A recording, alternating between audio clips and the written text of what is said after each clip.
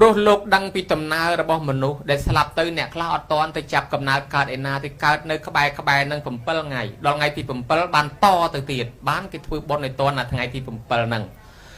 រឿងនេះហើយកាលពីសម័យពុទ្ធកាលមានប្តីប្រពន្ធ2នាក់ហ្នឹងមានកូន4ដណ្ដប់នាក់ហើយគាត់នឹងស្រឡាញ់កូនថ្នាក់ថ្នមកូនរៀបការចែកទ្រព្យសម្បត្តិឲ្យកូនក៏ប៉ុន្តែរៀបមិនតាន់អស់ចែកមិនតាន់អស់គាត់ក៏ដល់ពេលស្លាប់ទៅអារម្មណ៍ជាប់ជំពាក់នឹងកូនគាត់អត់បានទៅកើតឯណាទេគាត់កើតបដោះអាសន្ននៅក្បែរផ្ទះនឹងក្បែរភូមិនឹងកំពុងតែអត់ចំណីអាហារកូនអត់ដឹងនាំតែគ្នាយំយំហើយក៏ស្រាប់តែដល់ថ្ងៃទី6លោកតបែកគំនិតស្វាងយំបបួលបងប្អូនធ្វើបន់ឲ្យពុកម្ដាយយើង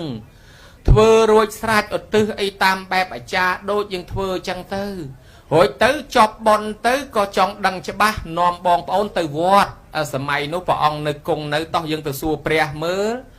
បបិទ្ធព្រះអង្គដោយចម្រើនឪពុកខ្ញុំព្រះអង្គស្លាប់ទៅនឹងគាត់ទៅកើតឯណាម្ដាយខ្ញុំព្រះអង្គទៅកើតឯណារួចចុះបុណ្យខ្ញុំធ្វើទៅនឹងគាត់បានទទួលលេអត់ព្រោះធ្លាប់ឮតំណែងមានស្ដេចមានកហបតីមន្ត្រីអ្នកតូចអ្នកធំគេធ្វើបុណ្យឧទ្ទិសឲ្យញាតិគេឮថាបានលន់ឥឡូវគាត់ចង់ឧទ្ទិសឲ្យម្ដាយគាត់ដែរថាវាបានអីអត់ពុទ្ធទ្រង់ញាតិដឹងផ្លែតអូរឿងនេះសំខាន់វាជាប្រយោជន៍មួយសម្រាប់មនុស្សក្នុងពេលអនាគតយកគំរូតាមដែរព្រះអង្គក៏សម្ដែងថាអ្នកទាំងឡាយ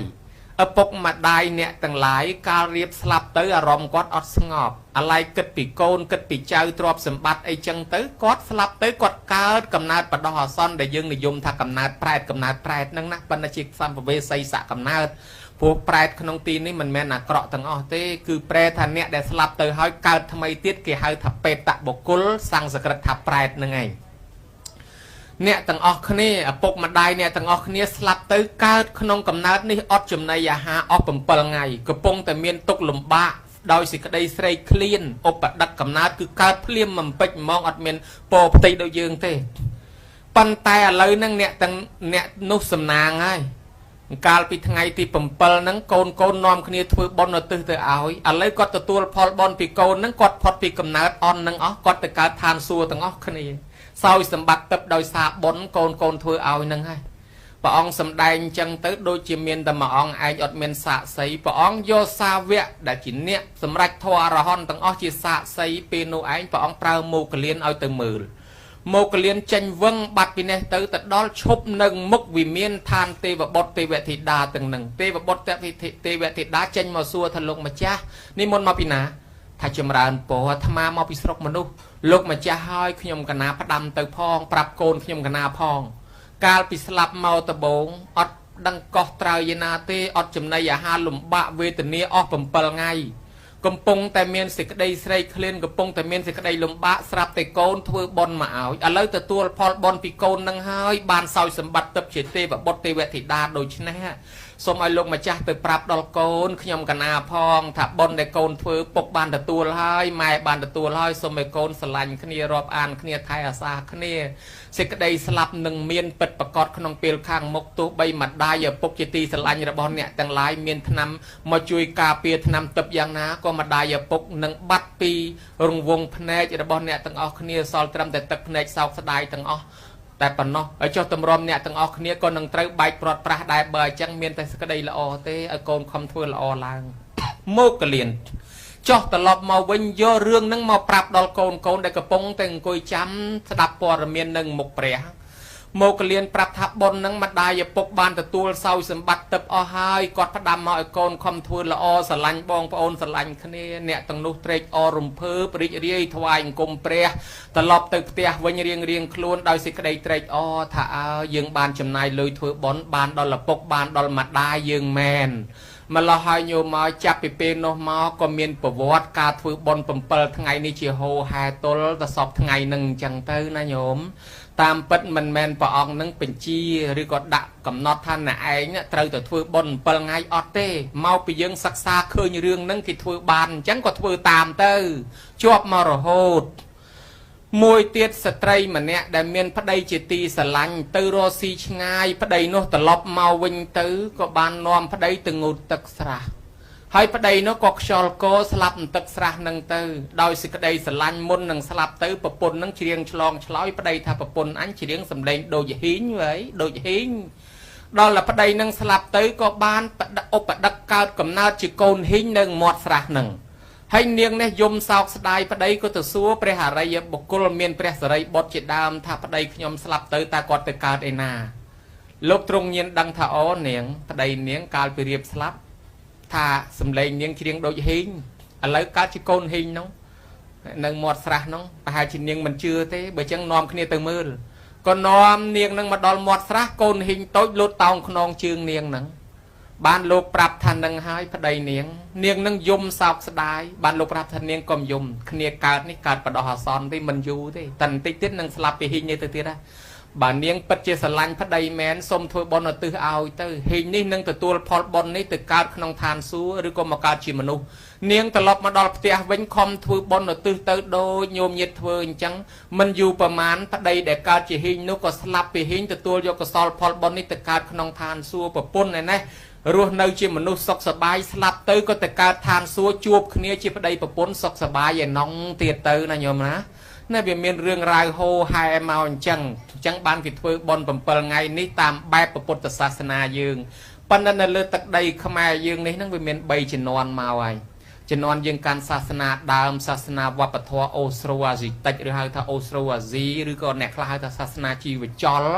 គឺគេមានជំនឿមួយថាមនុស្សស្លាប់ទៅអត់ទាន់ដឹងខ្លួនទេថ្ងៃទី7បានដឹងខ្លួន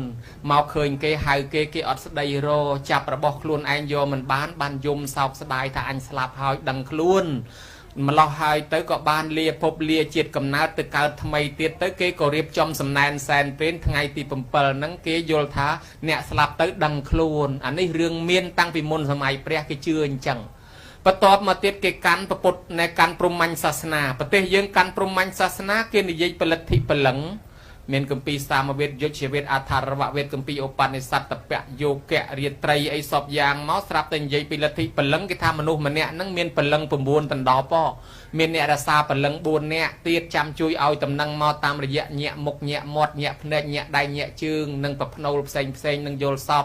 យើងដឹងរឿងញាក់ភ្នែកទៅដឹងរឿងកើតហេតុអាក្រក់ល្អមុនអ្នកខ្លះចំណាំញាក់ភ្នែកស្ដាំមានលៀបញាក់ភ្នែកឆ្វេងមានរឿងញាក់ដៃញាក់ជើងគេបបួលដើរលេងមានភ្ញៀវញាក់មាត់បានមហូបឆ្ងាញ់ញាក់មាត់ឆ្វេងខាងក្រោមឆ្លោះគ្នាអីចឹងទៅហើយមិនក៏បានដឹងថាញាក់នឹងវាមានរឿងថាមកពីអ្នករសាពលឹងគេប្រាប់មនុស្សយើងគេដាក់មកប្រវត្តិសាស្ត្រនៅលើបាតដៃមកខុសគ្នាទាំងអស់មកពិភពលោកជាយន្តហោះគេលែងយកឈ្មោះជាធំមកយូរទៅឲ្យតែស្កេនបាតដៃត្រូវព្រោះឈ្មោះដូចគ្នាមុខអាចដូចគ្នាប៉ុន្តែកាយដៃអត់ដូចគ្នាសោះគេថាប្រវត្តិសាស្ត្រចាលើដៃទាំងអស់ប៉ុន្តែយើងអត់ចេះបកប្រែបើយើងចេះបកប្រែដឹងពីប្រវត្តិមនុស្សម្នាក់នៅលើបាតដៃអូវែងឆ្ងាយណាស់ប៉ុន្តែពួកព្រាហ្មណ៍គេថាអញ្ចេះពលឹងទាំងអស់មាន19ហ្នឹងពលឹងខ្លះចេញមុនថ្ងៃស្លាប់ដល់ថ្ងៃស្លាប់ចេញពលឹងធំទៅនៅសល់ពលឹងតូចអត់តាន់ទៅពលឹងតូចនឹងនាំគ្នាទៅថ្ងៃទី7ហ្នឹងម្ល៉េះហើយអ្នកកាន់សាសនាព្រាហ្មណ៍គេរៀបចំសំណែនសែនព្រានថ្ងៃទី7ហ្នឹងគេថាជូនដំណើរពលឹងហ្នឹងឲ្យទៅជួបគ្នាដើម្បីកើតកំណើតថ្មីអានេះមួយដែរទៅបានពុទ្ធសាសនាយើងផ្សាយចូលមកទៅលោកអត់និយាយពីលទ្ធិពលឹងទេគឺលោកពិចារណាឃើញអំពីការកើតនិងស្លាប់របស់មនុស្សយើងគឺអញ្ចឹងឥឡូវនិយាយពីតួនាទីវិញម្ដងយើងជាកូនចៅបានបំពេញសេចក្តីល្អហើយស្ដាប់ញោមញាតជាម្ចាស់បុណ្យគាត់រៀបរាប់ក្នុងមួយជីវិតដែលគាត់ខិតខំថែរក្សាចិញ្ចឹមបីបាច់លោកឪពុកប្រកបដោយកលងធម៌រហូតដល់តែពេលនេះគាត់អនិច្ចធម្មទៅក៏នាំគ្នាធ្វើបុណ្យជូនទៅទៀតនេះតួនាទីជាកូនល្អហើយយើងមិនបាច់សម្លឹងគិតឃើញថាការធ្វើបុណ្យនេះបានដល់គាត់ឬក៏មិនបានអីគឺមិនដឹងទេគឺសំខាន់បានក៏ដោយមិនបានក៏ដោយឃើញដោយភ្នែកក៏ដោយមិនឃើញក៏ដោយត្រូវតែធ្វើពីព្រោះវាជាតួនាទីរបស់កូនពុទ្ធលោកសម្ដែងតួនាទីរបស់កូននឹងឯងមាន5យ៉ាងព្រះអង្គប្រពនឹងបរោះម្នាក់នោះនៅក្នុងសកិលេកៈសូត្រអត់ដឹងទេញោមឲ្យឪពុកផ្ដាំកូនអើយអត់ពីពុកទៅកូនឯងថ្វាយអង្គមទិសទាំង6ណាកូនបាទពុក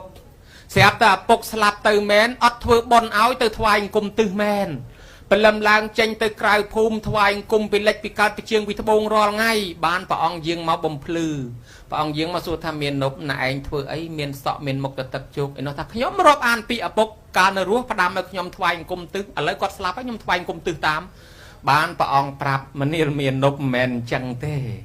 miền này thà bốc slap từ mẹn bởi côn căn thò tầng bờ mùi bán côn nâng ấy đôi bốc ọt slap ấy đôi bốc nơi từ chỉ mùi côn là hột phân bởi côn căn thò tầng bờ mùi nâng mình bán thế cứ bắt bong hân hỏi ọt trọp sầm bắt đôi ngay vì bốc chẳng cứ cầm ai côn và rất đặc biệt đào lên hùa về lia xẹp cục bà bờ mật bà ông có sầm đánh tu hỏi đạp chọp sập cục tư bà ông thà bờ côn na bờ rất thò tầng bờ mùi giang này hỏi trọp sầm bắt vì nia hân hỏi chua to bong bà ông cao chừng ngư chọn đàn trường chào hơi có từ chia bắt bong trọp sầm bắt vì nia xanh hay bờ côn na thay ra xa thò bờ mùi ní đòi minh bật khó tăng bờ môi giang ní bốc mà đai slap từ men đôi ọt slap thế đôi bốc nơi để chui thay côn nâng cua xa nâng rít chìm rong chìm ra chăng ban bà ông tham maniel miền nốt kia rọp trẻ từ tăng bờ môi từ khang cáo cứ từ miệt đà bậy đà từ khang thấp bốn từ cua cha từ khang lách từ bọt phè để día từ khang trướng mật sầm lánh từ khang lỡ samana priêm từ khang crom chỉ tia sạ cam mà co thoại công tư tăng bờ môi cứ ăn nó cướp đó mà nuốt bờ môi crom thoại công tư hàng cáo tư mai tư miền này thà bờ mai nơ rúa chăm quạt hay bờ quạt slap tay cái áo thơ bòn này quạt ta men mà thoại công men ten chẳng ngày nào thật tao nê sang phải sa mi mai bị tôi dương này bị tôi quạt chăm dương vậy để dương miền ban ngày này cứ quạt này ao mò tầng o đời xa quạt ao mò miền quạt ban miền dương nằng chẳng đó là quạt cha dương chấm quạt vinh ní mùi cách trang nê sang cái sa mỹ quạt cha hơi dương nòng kia mà chui bầm bánh cách ca nghiệp xanh chỉ nua quạt ní pì ti bay con là văng sang tập pe sa mỹ thay là sa pui pung vong tập cô quạt cầm ao thẹn cho quạt thọp của rộp căn chưa mách phơi tam tư ti buồn kia hơi thả tia giặc trang bật đệ bát chia mỹ bật bắt chỉ nè từ tua do mò đọ pì quạt nhiều mai cầm ai bầm play nhà nụ sao vừa đi quạt ai ti pram ní ti buồn mạnh ní bờ miệt đà bay đà nở rùa ở chỗ bờ quạt slap hỏi tẹt khả năng anh nộp bát sét tẹt khả năng anh nộp bát sa mít ở côn phơi bon tẹt khả năng nộp bát nó từ ao